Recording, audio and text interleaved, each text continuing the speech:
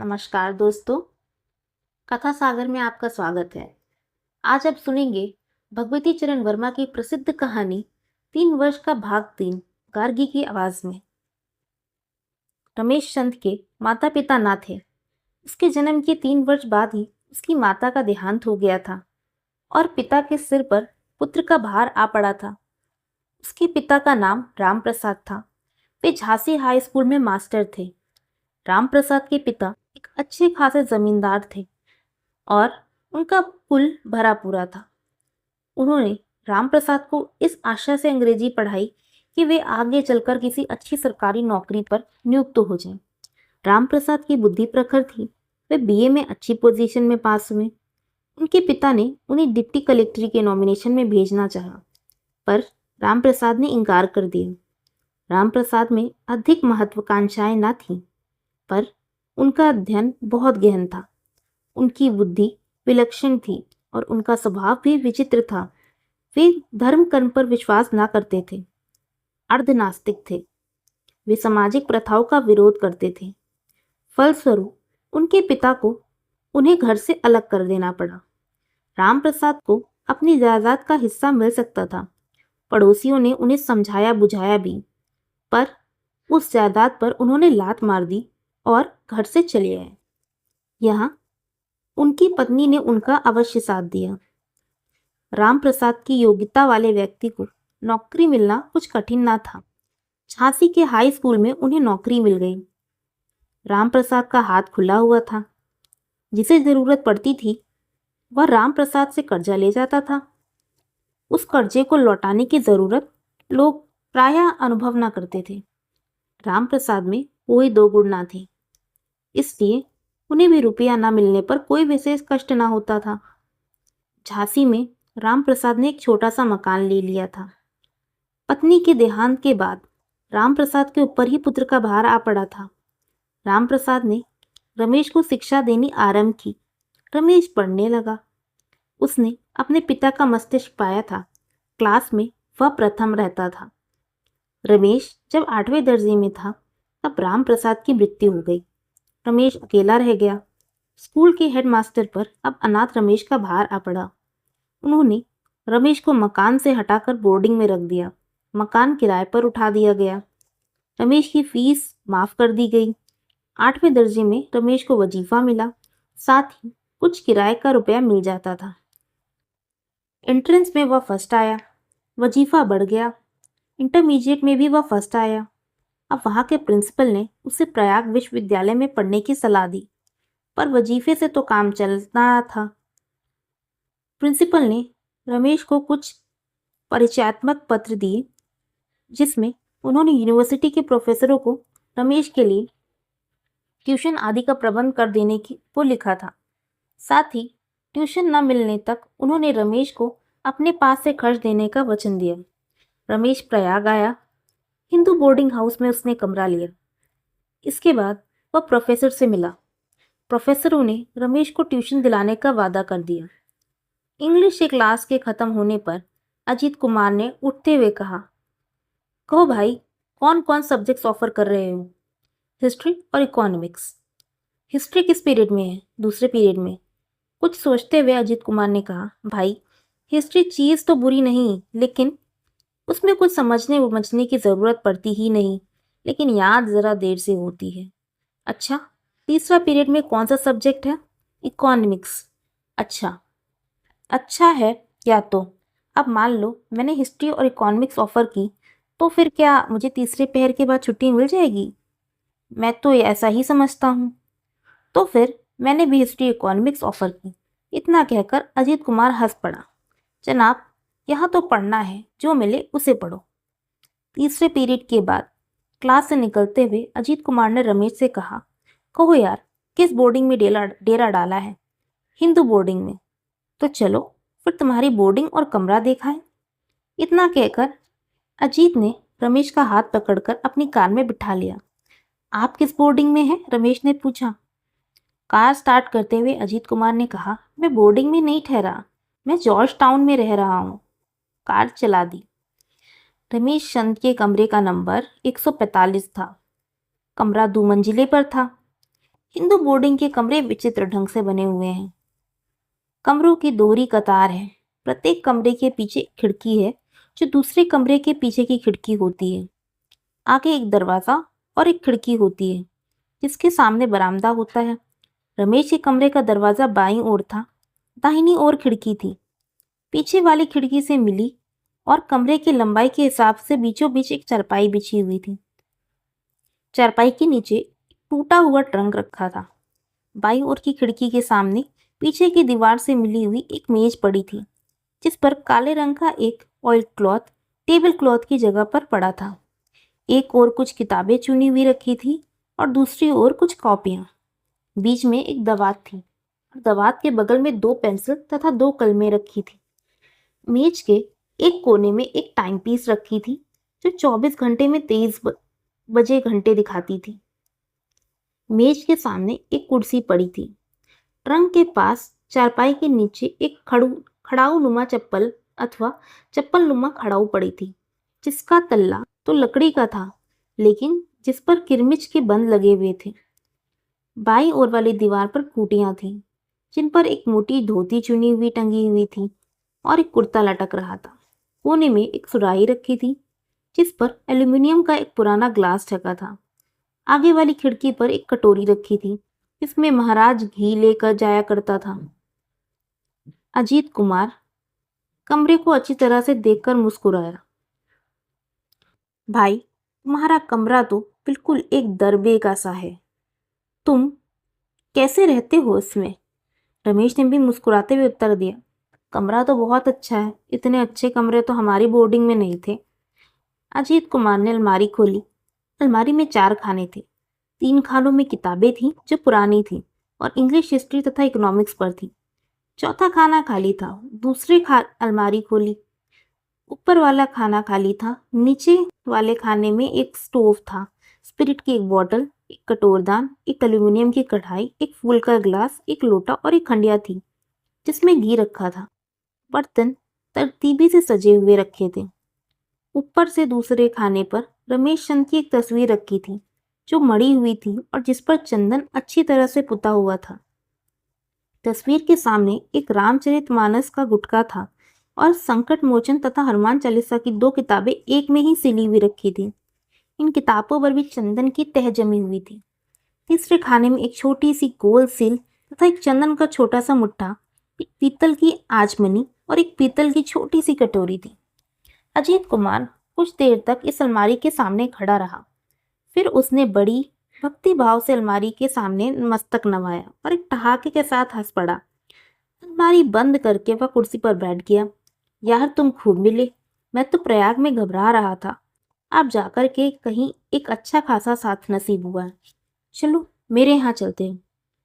रमेश चंद भी हंस पड़ा। इतनी देर बाद भी उसने अपने सामने बैठे व्यक्ति की ओर कुछ आकर्षण हो गया। दोनों कार पर सवार होकर अजीत कुमार सिंह के बंगले पर पहुंचे। कार बरसाती के नीचे रोक दी गई। कार की आवाज सुनकर एक चपरासी वहां पर मौजूद हो गया। उसने लपक कर ड्राइंग रूम का दरवाजा खोला। रमेश के साथ अजीत कुमार ने कमरे में प्रवेश किया। जिस कमरे में इन दोनों ने प्रवेश किया वह चौकोर था और काफी बड़ा था। द्वार पर एक तार का पायदान पड़ा था। कमरे में एक दरी बिछी थी जो कमरे की नाप की थी। उसके ऊपर एक व्याघ्र चम्र बिछा था। व्याघ्र का मुख दरवाजे के सामने था। कमरे के चारों कोने पर लकड़ी की ऊंची ऊंची तिपाइयां पड़ी थीं जो उन कोनों को ढके हुए थी। एक पर लखनऊ के बने हुए मिट्टी के फल और खिलौने रखे थे। दूसरी पर बनारस की लकड़ी के काम के खिलौने थे। तीसरी पर जयपुर के हाथी दांत के खिलौने सजे हुए थे और चौथी पर एक ग्रामोफोन था। सामने अर्थात पीछे वाली दीवार में जो दरवाजे थे जो डाइनिंग रूम में खुलते थे और जो इस समय बंद थे, इन दरवाजों पर छपे हुए जापानी कर्टन्स पड़े हुए थे। इन 2 दरवाजों के बीचों बीच एक अंगीठी थी। इसके ऊपर वाली कॉर्निस पर अंगारे के सरमर की तरह तरह तरह की चीजें सजी हुई थी। दरवाजे के ऊपर हिरन के सिर टंगे थे। दाहिनी ओर एक दरवाजा था जो कुंवर अजीत कुमार के बेडरूम में खुलता था। इस दरवाजे पर एक रेशमी कर्टन पड़ा था जो फ्रांस का था। यह दरवाजा दीवार के बीचों बीच था। दरवाजे के ऊपर मगर का सिर लगा था। दरवाजे के इधर उधर दो बड़े बड़े ताल चित्र टंगे हुए थे। एक में स्विट्जरलैंड के एल्प्स का चित्र था, दूसरे में कश्मीर के हिमालय का। इनके अलावा और भी कई फोटोग्राफ टंगे हुए थे। बाई ओर वाली दीवार के बीचों बीच भी एक दरवाजा था और दूसरे बेडरूम में खुलता था। इस दरवाजे पर भी रेशमी कर्टन पड़ा था। इस दीवार पर दो बड़े बड़े साधारण रंगीन चित्र थे जो अजंता के चित्रों के ढंग पर थे। कमरे के बीच में अंगीठी से कुछ हटकर एक सोफा पड़ा था और दूसरा सोफा उसके सामने था। 4 गद्देदार कुर्सियां सोफे की इधर उधर रखी थीं। बीच में एक मेज रखी हुई थी जिसके ऊपर संगमरमर का पत्थर लगा था। मेज पर चांदी का एक सिगरेट का डब्बा था। उसके ऊपर चांदी के केस से मड़ी हुई एक दिया सलाई भी पड़ी थी। पास ही चीनी का एक एस्ट्रे रखा था। मेज के नीचे एक कालीन बिछा था। अजीत कुमार ने बिजली का पंखा खोल दिया। रमेश को बैठने का इशारा करते हुए वह कुर्सी पर बैठ गया। बैठकर उसने सिगरेट के डब्बे से एक सिगरेट निकालकर मुंह में लगाई और दूसरी रमेश के ऊपर बढ़ाते हुए उसने कहा, तुम सिगरेट पीते हो? रमेश आश्चर्यचकित नेत्रों से कमरे को देख रहा था। ऐसा सजा हुआ कमरा उसने जीवन में प्रथम बार देखा था। अजीत कुमार के कहने पर वह चौंक सा उठा। हाँ, नहीं, मैं सिगरेट नहीं पीता। इतना कहकर वह उठ खड़ा हुआ और घूम फिरकर कमरे की सब चीजों को देखने लगा। अजीत कुमार ने सिगरेट जलाई। इसके बाद वो आराम से बैठकर रमेश की ओर देखने लगा। कभी कभी मुस्कुरा भी जाता था। रमेश उसे उत्सुकता के साथ अजीत कुमार के ड्राइंग रूम को देख रहा था, जिस उत्सुकता के साथ अजीत कुमार ने रमेश के कमरे को देखा था। भेद बस इतना सा था कि रमेश भी आश्चर्य मिश्रित कौतूहल था और अजीत कुमार में ग्लानिन मिश्रित कौतूहल। अजीत कुमार ने कहा, कहो जी रमेश, कमरा पसंद आया? रमेश मुस्कुरा दिया। मिस्टर अजीत कुमार, मैं आपसे पूछ सकता हूँ कि आपके पिताजी क्या करते हैं? अजीत कुमार ने हंसते हुए उत्तर दिया, मेरे पिता इस समय स्वर्गलोक में अप्सराओं के साथ विहार कर रहे होंगे। इस उत्तर से रमेश सहम सा गया। अजीत कुमार वास्तव में विचित्र मनुष्य था। विचित्र ही नहीं, किसी अंश में अधार्मिक। उसे अजीत कुमार की अपने पिता के प्रति अश्रद्धापूर्वक बात बुरी लगी। फिर भी उसने कहा, फिर आपको कौन सपोर्ट कर रहा है? कोई नहीं, मैं खुद अपने आप को सपोर्ट कर रहा हूँ।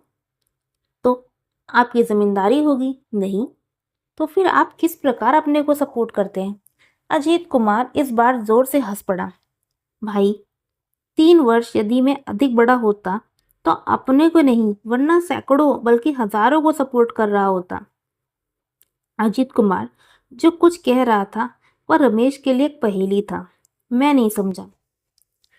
तो फिर मियाँ, तुम इंटरमीडिएट में फर्स्ट कैसे आ गए? इतनी साधारण सी बात भी तुम्हें समझ नहीं आई? सुनो, मेरे पिता राज्य के राजा थे। उनकी मृत्यु के बाद मेरे बड़े भाई जो मुझसे 2 वर्ष बड़े हैं राजा हुए। मुझे केवल गुजारा मिलता है। कितना गुजारा मिलता है? अभी तो 1000 रुपये महीना। विवाह होने के बाद 2000 रुपये महीना हो जाएगा। रमेश लौटकर कुर्सी पर बैठ गया। आप यहाँ पर कितना रुपए महीना खर्च करते हैं? जितना रुपया मिलता है वही खर्च हो जाता है। इसके बाद भाई साहब को लिखना पड़ता है। भाई साहब सीधे साधे आदमी हैं, तो 400 रुपये और भेज देते हैं। साथ ही जब घर से चलता हूँ तो माँ साहब और रानी साहब से अच्छी खासी रकम वसूल कर लिया करता हूँ। कुछ देर तक चुप रहने के बाद अजीत कुमार ने फिर कहा, लेकिन शायद जहाँ पर भाई साहब को तकलीफ ना देनी पड़ेगी। इंग्लैंड में और कलकत्ते में खर्च बहुत होता था। अजीत कुमार ने आवाज दी, कोई है? एक नौकर हाजिर हो गया। खानसामा से बोलो कि 2 आदमियों के लिए चाय लाए। रमेश ने मुंह बांध दिया। क्या आप मुसलमान के हाथ का खाना खा लेते हैं? अजीत कुमार हंसने लगा। मुसलमान के हाथ का खाना खा लेने में कोई हर्ज है? लेकिन इतना मैं बतला दूं कि मेरे यहाँ कोई मुसलमान नहीं है। मैं अपने कुक को खानसामा कहता हूँ। वह गोवानीज है। गोवानीज कौन लोग होते हैं? इतना भी नहीं जानते? जानते हो गोवा कहाँ है? हाँ, गोवा तो पोर्टुगीज टेरिटरी है। बस वहीं का रहने वाला गोवानीज कहलाता है। गोवानीज हिंदुस्तानी ही है। नौकर ने ड्राइंग रूम से निकलते हुए कहा, महाराज चाय तैयार है। हाँ, भिजवा दो।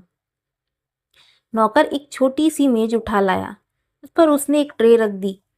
ट्रे में चांदी का टी पॉट, शुगर बेसिन और मिल्क जग रखे थे, जिन पर नक्काशी थी और खुदा था AKS। चीनी के 2 प्याले और चीनी की 2 तश्तरियां भी थीं। इन तश्तरियों में एक में केक के कुछ टुकड़े थे, 2 पे एक-एक ऑमलेट था और एक पर कटे हुए सेब तथा छिले हुए केले थे। अजीत कुमार ने चाय स्वयं अपने हाथों से तैयार की। एक प्याला उसने रमेश को दिया। रमेश ने चाय पीते हुए केक की तश्तरी की तरफ इशारा करते हुए पूछा, यह क्या? मिठाई, हिंदुस्तानी नहीं बल्कि अंग्रेजी मिठाई, लेकिन मुझे बहुत अच्छी लगती है। रमेश ने फिर पूछा, यह किसने बनाई? मेरे कुक ने। रमेश ने केक खाना आरंभ किया। अच्छी बनी है। इसे क्या कहते हैं? इसे केक कहते हैं। यही केक है? रमेश के मानो बिच्छू ने डंक मार दिया हो। केक में तो अंडा भी पड़ता है। हाँ, इसमें क्या हर्ज है? रमेश उठ खड़ा हुआ। आपने मुझे पहले क्यों नहीं बतलाया? आपने मुझे अंडा खिलाकर मेरा धर्म ले लिया। आप तो विलायत में भ्रष्ट हो चुके हैं, लेकिन मुझे आपको बतला देना चाहिए था। अंडा खाने से कहीं धर्म भ्रष्ट होता है? अजीत कुमार ने आश्चर्य से पूछा, और एक क्षण में ही आश्चर्य दूर हो गया। आंखों में शरारत की चमक आ गई। तो फिर गाय का मूत्र और गोबर भी पी लेना अच्छा? इस बार उसने ऑमलेट की ओर संकेत किया। केक छोड़ दो, यह कश्मीर की नई तरकारी खाओ। रमेश ने चाय का प्याला रख दिया। नहीं, आपके यहाँ कुछ नहीं खाऊंगा। अजीत कुमार ने खड़े होकर रमेश की धोड़ पर हाथ लगाते हुए कहा, भाई गलती हो गई, माफी मांगता हूँ। अब तो खाओ, देखो इतना नाराज ना हो। रमेश बैठ गया। उसने ऑमलेट खाना आरंभ किया। यह बड़ी अच्छी तरकारी है, इसका नाम क्या है? अजीत कुमार के मुख में ऑमलेट का एक बहुत बड़ा टुकड़ा था। उसने कोई उत्तर ना दिया। ऑमलेट के खत्म होते ही केक के बचे कुचे टुकड़े भी उसने मुंह में भर लिए। रमेश को इस बार भी कोई उत्तर ना मिला। रमेश ने ऑमलेट खत्म कर दिया। अजीत कुमार ने फलों की तरफ इशारा करते हुए कहा, अब इन्हें भी। केले का टुकड़ा उसने अपने मुंह में रखते हुए रमेश से फिर पूछा, आपने बतलाया नहीं कि वह कौन सी तरकारी है? या तो मुझे भी नहीं मालूम। देखो, नौकर से पूछता हूँ। नौकर से अजीत कुमार ने कहा, देखो खानसामा को यहाँ भेज दो। थोड़ी देर में खानसामा आ गया। वह मंझले कद का गठे बदन का अधेड़ आदमी था। पैंट पर स्पोर्ट्स कॉलर की शर्ट थी, नंगे सिर और नंगे पैर, रंग काला और दाढ़ी मूछ साफ। देखो मिस्टर डिसूजा, अभी जो तरकारी तुमने प्लेट में भेजी थी, मेरे दोस्त पूछ रहे हैं उसका नाम क्या है। महाराज ऑमलेट को तो नहीं कह रहे हैं? रमेश इस बार उठ खड़ा हुआ। क्या वह ऑमलेट था? श्रीमान, डिसूजा ने बहुत गंभीरता पूर्वक उत्तर दिया। और तुम्हारा नाम डिसूजा है? क्या तुम क्रिश्चियन हो? नहीं श्रीमान, मैं एंग्लो इंडियन हूँ। अजीत कुमार रमेश की मुख मुद्रा देख रहा था। उसने डिसूजा को संकेत किया और वह अपनी मुस्कुराहट दबाता हुआ चला गया। रमेश ने दरवाजे की तरफ बढ़ते हुए कहा, आपने मेरा धर्म ले लिया। आप बड़े नीच मनुष्य हैं। मुझे यह मालूम न था। आपके हाथ का तो पानी भी पीना पाप है। अजीत कुमार ने उठकर रमेश का हाथ पकड़ लिया। अजी जनाब, आप जाते कहाँ हैं? आप तो अजीब आदमी हैं जो जरा जरा सी बात पर नाराज हो जाते हैं। अजीत ने इतना कहकर रमेश का हाथ पकड़ लिया और रमेश का हाथ दर्द करने लगा। अच्छा, तो आप मेरा हाथ छोड़ दीजिए, इस शर्त पर कि तुम मेरे यहाँ से अभी ना जाओगे। मैं यह शर्त मानने को तैयार नहीं हूँ। तो जनाब, मैं हाथ छोड़ने को भी तैयार नहीं हूँ। इतना कहकर उसने अपनी मुट्ठी और कस ली। रमेश दर्द से कर्रा उठा। अच्छा भाई, ना जाऊंगा, हाथ तो छोड़ दो। रमेश कुर्सी पर बैठ गया। अजीत कुमार ने ग्रामोफोन पर रिकॉर्ड चढ़ा दिया। गाना होने लगा। शाम हो गई। उस समय 6 बज रहे थे। रमेश ने कहा, अब मैं घर जाऊंगा। अरे बड़ी देर हो गई। अजीत कुमार ने घड़ी देखते हुए कहा। उठकर यह बरामदे में आ गया। वहीं से उसने आवाज दी, ड्राइवर कार लाओ। कार आ गई। ड्राइवर पीछे की सीट पर बैठ गया। अजीत कुमार स्टीयरिंग व्हील पर बैठा। अपने बगल में उसने रमेश को बिठा लिया। कार सीधे पैलेस थिएटर के सामने रुक गई। रमेश ने कहा, मैं बाइस्कोप नहीं देखूंगा, मुझे बोर्डिंग जाना है, बड़ी देर हो गई है। देर हो गई। जनाब, आपके तो नखरे ही नहीं खत्म होते। इतना कहकर अजीत कुमार रमेश का हाथ पकड़े हुए जबरदस्ती उसे सिनेमा में ले गया। Thank you friends. इसी के साथ हमारा पार्ट 3 खत्म होता है। अगर आपको कहानी पसंद आई हो, प्लीज़ लाइक करें, शेयर करें, सब्सक्राइब करें। Have a good